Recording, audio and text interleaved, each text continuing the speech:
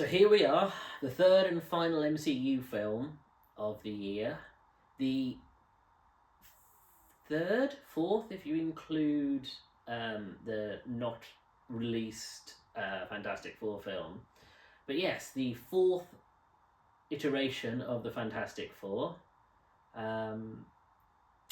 Yeah, this is the big question. Did it make the grade, particularly with the weight of the MCU, with the weight of rebooting this family that have had a quite mixed and complex history? Does it come to snuff? I have to say, I actually was rather pleased with it. They made a smart decision by completely divorcing it from the MCU for the most part, setting it in its own world with its own rules. There's this really cool sort of pseudo like 1960 style where it's like the future, but the future envisioned by a sort of 1950s, 60s sort of lens.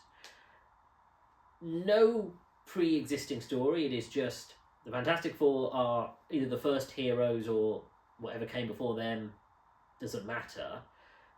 And it's not an origin story. You're getting a sense of, okay, these heroes have been here a while.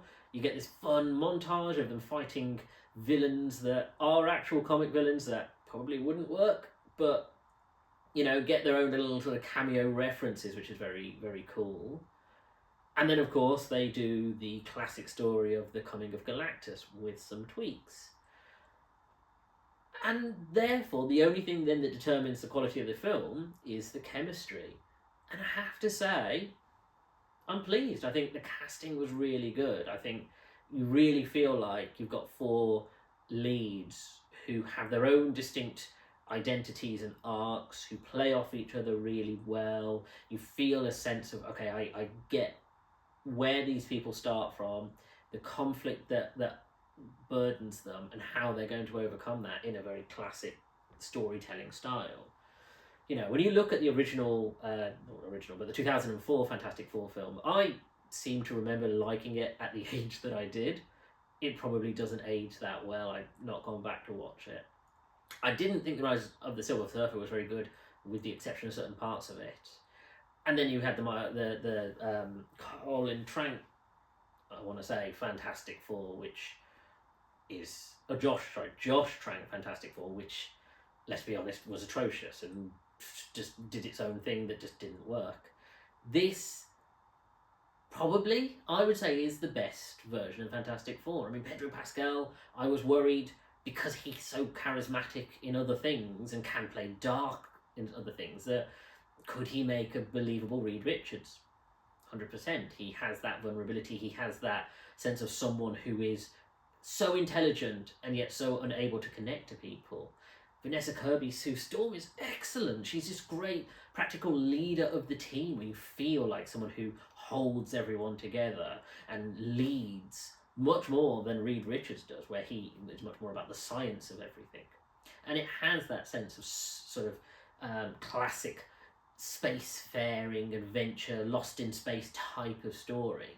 And I have to say, Ralph Ineson, great Galactus. When I heard his casting as Galactus, I was delighted, because I think Ralph Ineson is an actor who slowly over the past 15 years has come from small role in Game of Thrones, had a career before that, but he's the sort of person whose voice you knew, but whose name you might not, or you might know him but not recognise him. And the fact that now he's playing Galactus, you couldn't have got a better casting. And again, he's a great villain. And you have the alternative Silver Surfer, Shalabal, as opposed to Noran Rad. And again, I think changing that up does no harm to the film. And it just is fun. It's fun, it's quirky and weird, which I quite like. It's very sort of science fiction adventure, which I think has its own identity. And I think that's the important thing about certain parts of the MCU, is having distinctive identity for each superhero team or character. And I think it really works. It's probably, I would say definitively, of the three MCU films, it's the best of the year. I think it's the best Fantastic Four film of any iteration, and I think it's just fun. I won't say it's, having come out of Superman, which I was delighted by. Yeah, I'd say Fantastic Four is still a good sort of alternative if you want to go more Marvel than DC. And I am looking forward to seeing how they fit into the greater MCU, but I also just liked it as a story, which had a beginning, middle, and end, and I just had a nice time, which has been a long time since I could say that with an MCU without any caveats. So, yeah, it's nice to be back to good old-fashioned MCU storytelling.